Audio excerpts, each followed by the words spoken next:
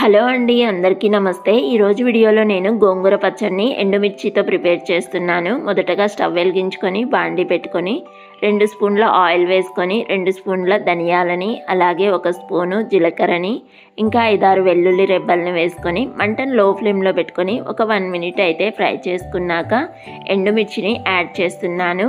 ఈ ఎండుమిర్చిని మనం తీసుకునే గోంగూరని, అలాగే మనం తినే కారాన్ని బట్టి అయితే యాడ్ చేశాను. ఇక్కడైతే నేను 2 పెద్ద కట్టల గోంగూరను అయితే తీసుకున్నాను.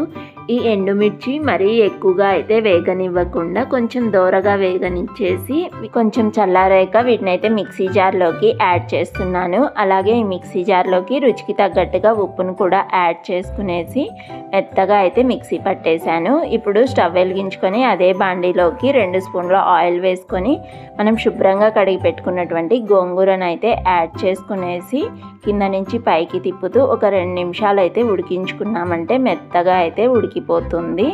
ఇలా ఉడికిన తర్వాత అయితే కొంచెం పచ్చిగా అనిపిస్తే ఇక్కడ మనం 2 స్పూన్ల వాటర్ కూడా అయితే యాడ్ చేసుకోవచ్చు.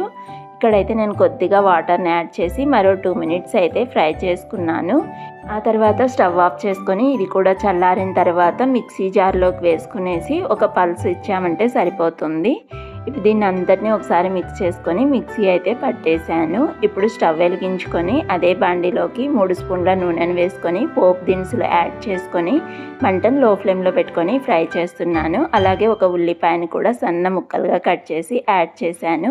ఇంకా 2 వెల్లుల్లిని, కరివేపాకును యాడ్ చేసుకొని ఒకసారి మిక్స్ చేసుకునేసి మనం రెడీ చేసుకున్న గోంగూర పచ్చడిని అయితే ఈ బాండీలోకి వేసుకొని ఒక 1 మినిట్ ఫ్రై చేసుకున్నామంటే మన గోంగూర పచ్చడి అయితే రెడీ అయిపోతుంది. చాలా ఈజీ కదా, టేస్టీ. మరి ఈ వీడియో నచ్చితే please like, share and subscribe. Bye bye.